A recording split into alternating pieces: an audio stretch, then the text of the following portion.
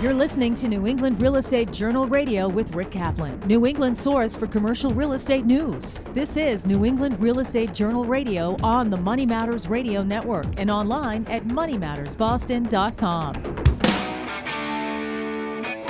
Welcome to the New England Real Estate Journal Radio Show. I'm Rick Kaplan with Eric Wilson. And you know what I haven't said all year, Eric? We've got another great show today. I know, right? Actually, this is our first show in the studio. Back in the studio. 2015. Yeah. We took some time off and did our best of. Hopefully you guys all checked that out on YouTube. We did kind of a recap shows for everybody in 2014. Came out really well. Check it out. Yeah, and one of our big things that's happening in January is January 29th at the Hyatt Regency in Boston. We have the NEREJ Cocktails and Conversation. So if you haven't signed up yet, you should do so. It's filling up pretty fast. Right. You can go onto our website, nerej.com, and on the right side column, it's the second advertisement down, is a direct link to register. It's filling up right now, and we're 3 weeks out, so it's going to be fun. Second annual, too, so we expect bigger things. And I'd like to thank some of our sponsors for our radio show, which is the City of Warwick, Rhode Island, the City of Hartford, Connecticut, and we have a new sponsor coming on board. It's the City of Marlborough, Mass. Wow. And all of those have great projects that are starting up. A lot of big developments in the areas. They have to. We're expecting a pretty big boom of influx in population over the next decade or so. So I would assume they're going to be doing that all around Massachusetts. Yeah, I think that you'll see a lot of redevelopments because there's a big push right now in some of the old textile mills and just some of the older areas that are being redeveloped throughout the city. And farms as well. You know, they're always looking to redo that, and I know that's a big millennial push too, is to get into that organic stuff, organic farming. And I'd like to introduce our guest that we're going to interview in our next segment is Doreen Le May Madden. She is the president of Lux Lighting Design, and she's in the studio with us. Hello, Doreen. Good morning. How are you? Good morning. I'm doing great. How are you doing? Very well, thank you. And, you know, it's a new year. So that's it. Wonderful. It's going to be a great year. It's going to be a great year. I think we're going to have a big boom in 2015. Love the optimism. Yeah, I feel good energy. Yeah. Well, don't you all agree? Yeah, right? There's a lot of things going on. And, you know, as we saw towards the middle of last year, we saw a lot of projects that were in the proposal stages that are now coming into fruition. Yes. Fruition. Tuition's what you paid in college. Fruition. It's all right. Yes. That's what I'm here for. Same thing. Nothing changes. 2014, 2015. That's right. Never changes. Yeah, we're still fixing your words. That's right. But, you know, like I said in the past, we're like a married couple. We are. You know? I finish your sentences? Yeah, he sometimes finishes my sentences, you know. I have a habit of doing that to people, jumping in. He's always asking me for alimony. You know, the show's not paying me enough, even though I'm carrying it. No, I only tease it too early in the year. We got to get them out now. I want to save the rest for the the next get upcoming that bad months. energy out. Yeah, we have exciting things for 2015. I know that we're going to be in all the same events we did last year. It's going to be bigger things for us as well.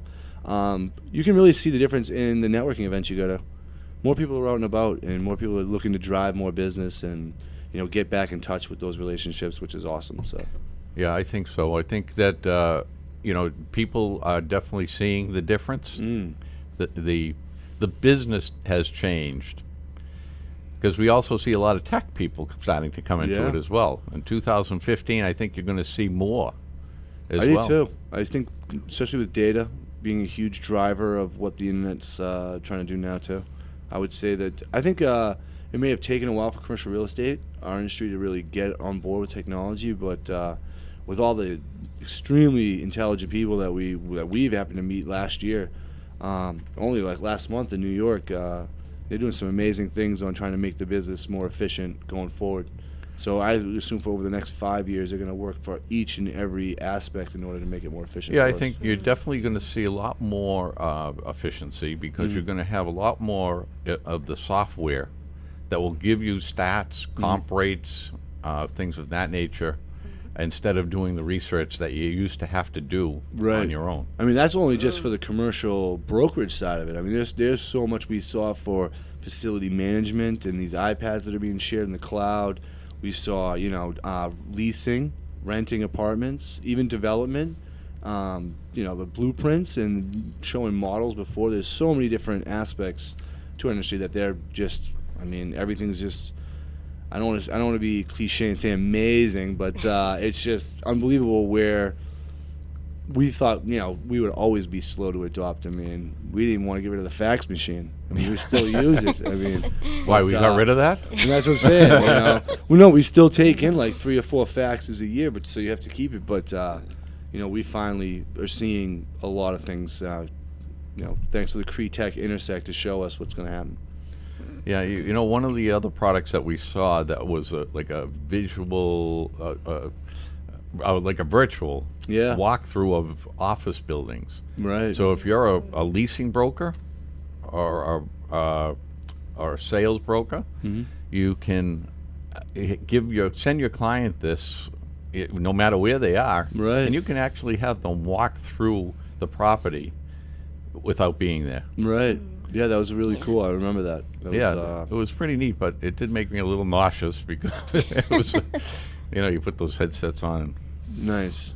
I It's a thought it nice would be easy feature for you. to have. It is. There was so many amazing things. I couldn't be described. Just the different things they were showing us. And we were. In my blown away. world, the technology that I'm seeing is the energy efficiency and the software programs available for commercial buildings to actually see and monitor, what's using the energy, where are we wasting energy. And it's just amazing that, people can just now get spreadsheets of how they can save energy by the monitoring systems that are out there. And that's a good point because the green push is also another big product or items that will be coming through in 2015 as well. Yeah. Oh, that's all. I think that's a movement that's here to stay. That's not a going away anytime soon. It's not, even though the cost of fuel is dropping, it's still the energy efficiency is a plus. Plus, also the environment. Right. That's the Yes. major draw to the movement is how much do our own carbon footprint. Most people are now more aware of that than ever before. No one ever knew what we actually.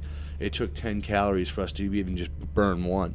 Right. Now we know those things and stuff like Yeah, that. that's an interesting way to think of it. Yeah, Comparing your body to energy use. Exactly, and that's the way that's what a lot of people are doing now is going, okay, so for every 10 calories we produce, it takes all that energy for us to get 1 calorie out of that, which is, if you think about how much we consume, it really puts you in perspective, and I think that helped the movement stay.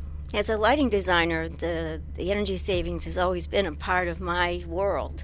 So this green movement was something like, well, what's so new about this? Right. But it's nice to see that all the industries are addressing it. So we're all on the same page now as far as efficiency and being green and sustainable. That's right. Yeah. Well, we got to go to a break, but when we come back, we're going to talk with Doreen Le May Madden of Lux Lighting Design, and Doreen's going to talk a little bit about what a lighting designer is all about. And we'll be right back on Money Matters Radio Network. The next level in commercial real estate. This is New England Real Estate Radio on the Money Matters Radio Network and online at moneymattersboston.com. Rick Kaplan on the Money Matters Radio Network and online at moneymattersboston.com.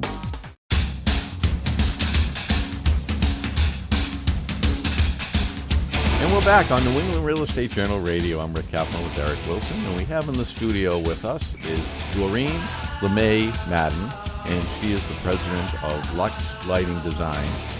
And Doreen, we already introduced you once, but we're going to talk a little bit about what a lighting designer is all about. Yes. Could you explain to me a little bit about what that is? I would love to. I would love to. I get a lot of blank stares when I explain that I'm a lighting designer. A lot of people don't quite get it. They say, do you design fixtures, or what is that exactly? So what a lighting designer is basically thinking as an electrical engineer with creativity. So we create the electrical drawings for lighting. We specify all of the lighting products for various types of projects. We will also design control systems as needed. But we look into the project very much like a designer or architect would initially, assessing the needs of the project, what the client is looking for, what the architect is looking for, what the space requires for light levels for various tasks. So it's an all-encompassing design, and we're there from the start to the very, very finish to make sure that all the lighting is in place, that light levels are as accordingly to what we desired. And it's science and art at the same time. So when you're setting up, you go into the project when it's at the beginning stages. Yes, during the design So stage. do you measure out how much light is needed for every area? Is that We one of pretty the- much can do that, especially for commercial projects where, certain foot candle levels are required for certain tasks. And we will make recommendations on all of the products to be used, for glare control. Lighting design is more than just plopping lighting into a ceiling or a wall. You really have to think about the overall aesthetics as well as the functionality of the space.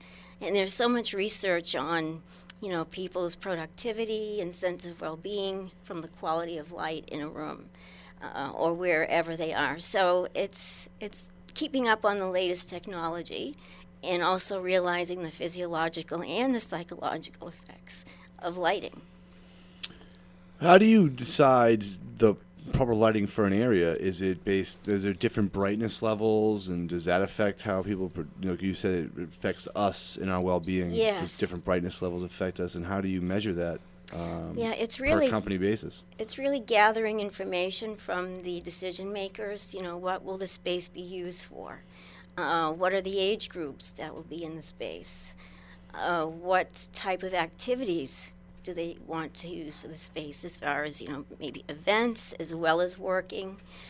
Do they want different lighting scenes, based on the various uses of a space? What will the finishes be in a space? Dark rooms are lit very differently than a light room. So you have to look at light reflectances, glare control. There's a lot of different things to look at. And then you look at the product, and you want to make sure that the product is quality, that it will last, that it will give you the light output that you're being told it will. Some manufacturers actually document, what the light output will be from that fixture and will stand by it. And some manufacturers do not have this documentation. So it's really, being in my world, I know the manufacturers, I know who will stand by their product. I know where product is made, if it's going to be warranted and so forth. So there's a whole gamut of things to look at to decide on, what the lighting design will be in a space. Yeah, I would say so. Yes. So now, when you go to a client, do you have to figure out what type of work they're doing in certain areas of that? I like to find that out because if there's a lot of reading on paper, that's very different from reading on a computer. If there's very tiny visual focus tasks, that needs lighting that's more based on the area that's being looked at rather than lighting the room. And they do know, for instance, that if you do have some type of control at the desk or at the cubicle or wherever the person is working, there is higher productivity. People come to work with, a cold or a headache or, they're not feeling well. And if they can control the lighting at their space, they'll be less likely to get up from their desk. They'll be less likely to go for walks or take long lunches. So there's a You lot shouldn't have said lot that. of Don't tell my boss. Yeah, no, yeah, we're going to have you look at Eric's office. I leave I'm up from my office constantly. Yeah, it's really very interesting. I love to look at the latest research on how lighting affects our behavior. It really is interesting. I have a question. What about migraines? People who have migraines. Do you That's have to take right, that into effect? absolutely. You asked if you have anybody who suffers from that because lighting can affect that. Well, I don't particularly ask that directly because everyone gets, some kind of an ailment. But I always recommend having some type of control, at the workstation so that it's just there. Okay. And you don't have to get into people's personal, Right. lives. But Right. but it's a good The option. to PC have. way about going about it. I hear you. That's a smart way. Yeah, and But- some will adopt it and some won't. But what's important is that you at least put in place the capability of adding it later so that everything in the wall and ceilings is done properly, because to do it after the fact is very expensive. So you're saying that this lighting can affect how people work in the workplace. Yes. So is there like a general lighting knowledge that people should know that would be the best for their workforce? Well, for instance, there's IES, the Illuminating Engineering Society. They're a technical society that basically gives you information on light levels and so forth. So for an office, a desk should have at least 30 foot candles on it. So we plan on 30 to 40 foot candles. So that's kind of a broad range, rule to go by. But there's also added things. For instance, downlighting over someone's head can be very, very annoying.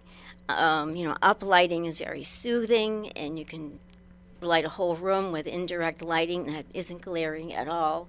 So you can get that foot candle level by different, avenues of lighting design, but you can still reach it.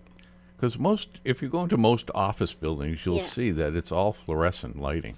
I mean, most of them. I mean, in here we have the spotlights, or whatever you call those. Recessed lighting. Recessed lighting. Showing his lighting expertise. Yes. I'm no lighting designer, I that's know. for sure. But most of the time you see fluorescence. And now Yeah. fluorescence is like, that's got to be, Right. but that's old technology, fluorescence. Yeah, well, that's used mainly because of the energy efficiency requirements, for public spaces. So you have to be within a certain range of wattage per square foot, and fluorescent gives you a lot more light with less wattage. However, everything's changing over now to LED, which people are more accepting of because it has a better color, has a better feel than fluorescent. And so things are changing very quickly over to LED. Plus, LED is much more energy efficient than fluorescent. Just the past year, it surpassed fluorescent. Now, is there any research on that production increases with LED as opposed to fluorescent or vice versa? Not yet, because things are still being changed over.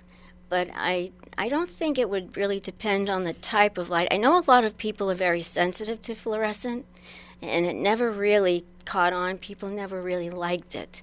And there have been some scenarios where research indicated the ballast, which is another component that makes the fluorescent lamp work, was causing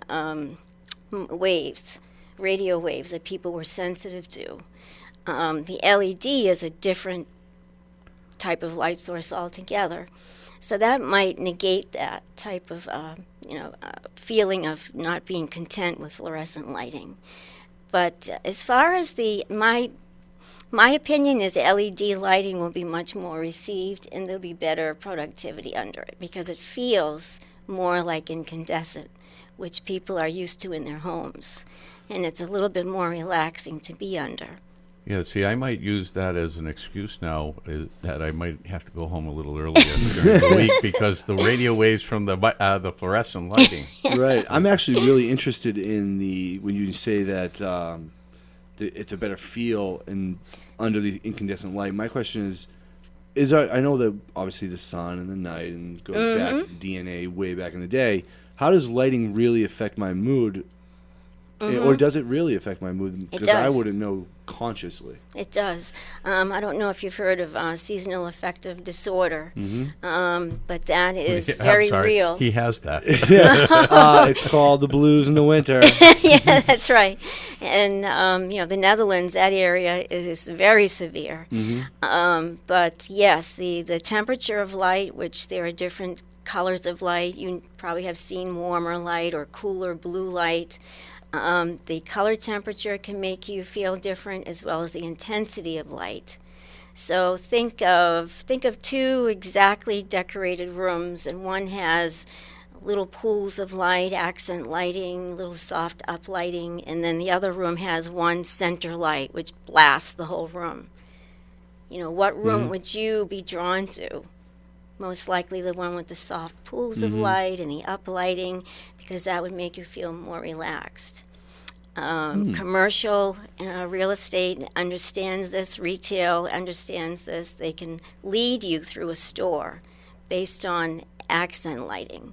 We're kind of like moths. They call it the moth factor, where we're so attracted to light that you can actually follow through a space, and by accenting different areas, people will be drawn to those areas. Wow.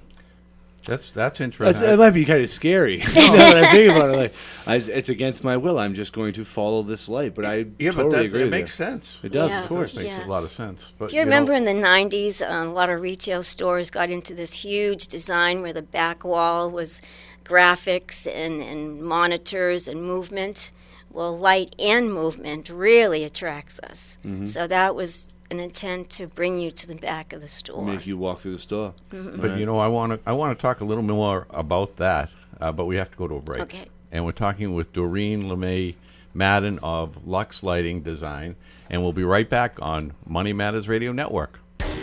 Rick Kaplan and Eric Wilson, right here on the Money Matters Radio Network and online at moneymattersboston.com. New England Real Estate Journal Radio.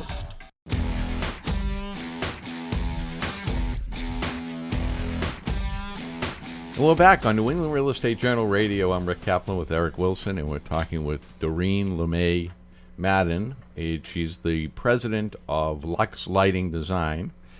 And we were talking, before we went to the break, we were talking a little bit about how the lighting can control how people react. And you were talking about how retail uses that. Yes. And I wanted to talk a little more about that, because that can also be for showrooms in office buildings, or even just employees, I guess. Car dealerships. Yes, absolutely.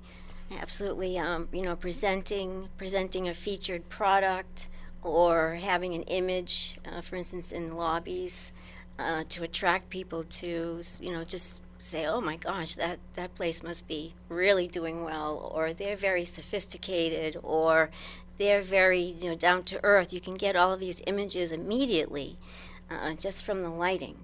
And depending on how showy it is or how subdued, it's very important to have an image as you walk into a space. Yeah, I can see that. So, in other words, if it's, would you adjust the lighting in certain areas? Let's say you have something that is on display in your lobby. Would you make that area where that certain feature or whatever it is brighter than the regular rest of the lobby? Yes, absolutely. You want a focal point, and my inspiration is always nature, and our focal point is really the sun. We always have a focal point of light, and that makes us feel more comfortable in a space. So when we walk into a space and there's a presentation for us, and that's done with highlighting, we immediately get the space, we get a response, and then we will start to take in the remainder of the space. But it's always more appealing for us to have a focal point. If you don't have a focal point, your eye just kind of travels around the room, just taking in whatever it takes in. but you can lead, a person's eyes to where you want just from light. Kind of like the light that's in your front yard that shines right to the door at night. You drive down roads and you'll go by the house and they'll focal points at the door, rather than looking at all the windows or anything like that. You just stare right. You're like, oh, that's nice. Well, actually, I Yeah. went into a lobby of a building, must have been about 20 stories.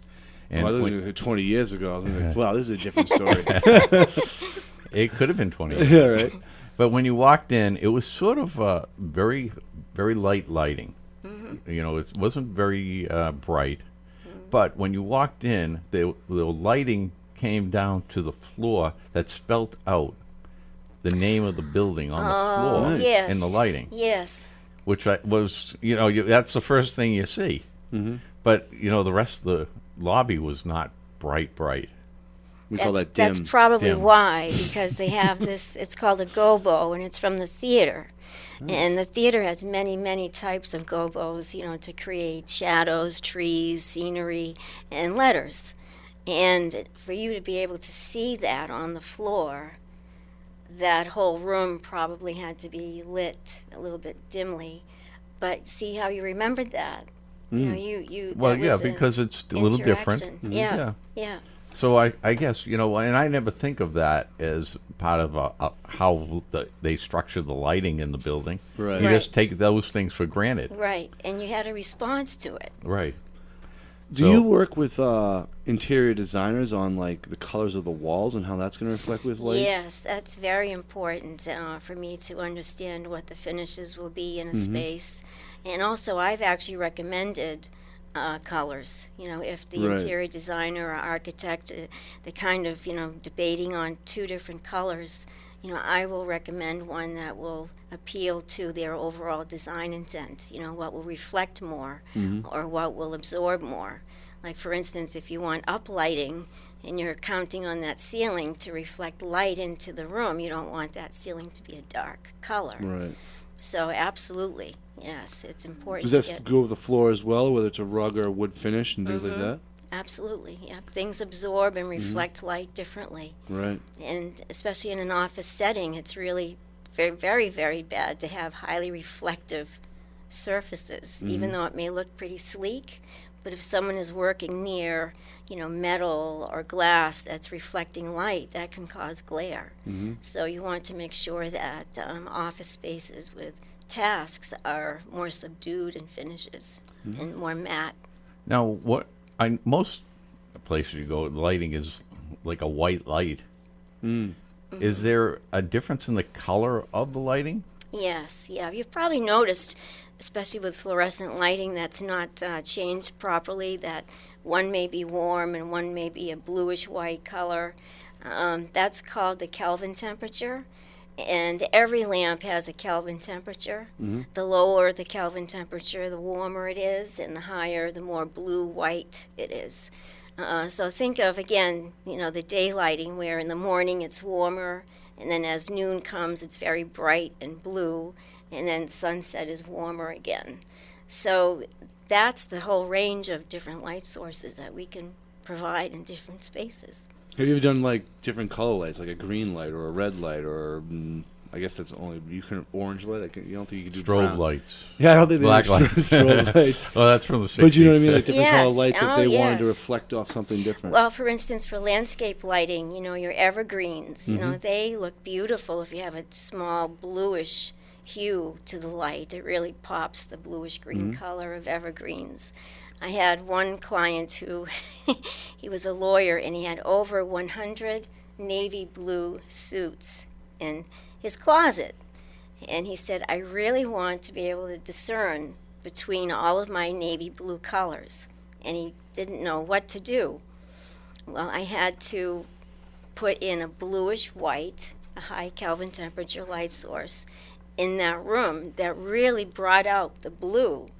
So he could see all the different shades of navy blue that he had. Wow. Well, That's yeah. Maybe you should just find different colors. hey, he probably has 100 of each color. How about doing lighting design for the outside of the building? Like sometimes you'll see like Yeah. the American flag on one of the buildings in New York, or Yes, yeah. you know, sometimes you'll see an actual show on the side of a building as you're driving down the highway, and it's all based on lighting. Have you done things like that too? Yes. Oh, yeah, absolutely. We do a lot of outdoor lighting. And, you know, the main concern is safety, of course. You know, accenting the building, presenting it nicely, and then safety. Some people think that the more light, the better for security. But that may not be the case. Because if you're in the bright light, you're standing there at an ATM or whatever, and someone is in the shadows, it takes you much longer to adjust to the dark than that person who is watching you in the light. So the placement of security lighting is really, really important so that it's not directed towards the innocent one, and that they can still see very clearly. And then extending that light out a bit, not just having it so focused, you know, where someone may be, but extending it out from the building very gently so that there is some type of an adaptation, you know, from the dark to the light.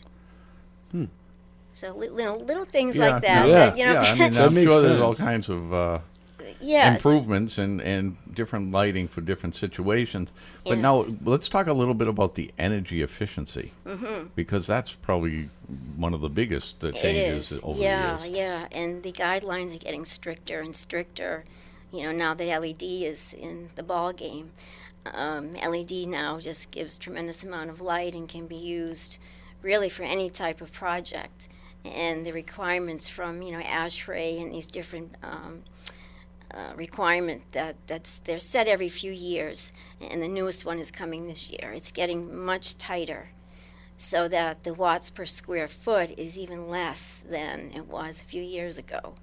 So it's very important to use the most efficient lighting, which means the most light output per watt, so that you can maximize, you know, the use of fixtures. And there's also control systems for buildings that will, again, tell you, you know, what rooms are using most energy or where is energy being wasted. You don't necessarily need to light an entire room evenly. You know, walls are very important to light. You don't necessarily have to have the center of a room lit if there's not much there. So the placement of light saves energy as well as the type of light source. So now you're talking about the smart technology. Now the smart technology, that's going to do a number of things. Yes, for you. It can increase the information that you're getting about the energy usage. It can create lighting scenes in a room. So if you have a room with various tasks, you can hit one button and get various lighting scenes based on the program that's been put into the system. There's even one capability where you can touch it with your own finger, and it will recognize your fingerprint and create the lighting scene that you want in your space. So it's a very smart technology. I don't believe in over-engineering it, meaning that it's difficult to use. I think it should be kept simple, so that people aren't afraid to use it, because that's happened a lot. But I think that it's a great advantage to have.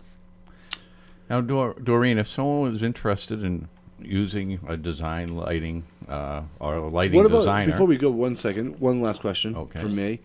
What about natural light? Do you work with your lighting design? Yes. Is it you work also in trying to capture as much natural light in? Yes, these buildings as well? yes, that's called day lighting in the architectural world. So yes, we do absolutely work with day lighting and use sensors and dimmers to accommodate for the day lighting in a space, Right. so that you don't necessarily need those lights on 100% based on the day lighting that's coming in. And we can work with the architects and designers to, you know, accommodate so that the natural and artificial light work together. Nice. Yeah. Now, before Eric interrupted me. Well, I had the question. I was sitting on that question for like That was a 5 good minutes. Doreen, if someone is interested in Lux Lighting Design or a lighting designer, how would they get a hold of you? Well, they can go to the website. It's luxld.com, or the phone number is 617-484-6400. You can Google Lux Lighting Design or my name. I'm pretty much easy to be found. And you're on LinkedIn. I know you're on LinkedIn. Yes. Do you have a Twitter or a I do. Facebook? Or? Yep, Doreen Le May Madden. Yeah, for both, I believe it is. Yeah. Well, Hey, someone adapts to technology really fast. that's right. And that's what you have to do. Yeah, right. Yeah, technology is growing tremendously. You're sort of in the I'll technology. be honest, we learned Yes, a it lot is. about It lighting is. today that we That's had right. no idea other than flipping the switch. So Yeah. we really appreciate you That's coming right. in We and did teaching learn us a lot this. about lighting. We did. And And how that it was- affects moods. Great. That's right. That's why I you're always love people grouchy, to Eric. learn. I'm about always in lighting. a good mood, so I'm assuming I've got great light. I don't know. I'll have to go back and check, but I'm pretty sure it's got to be great light.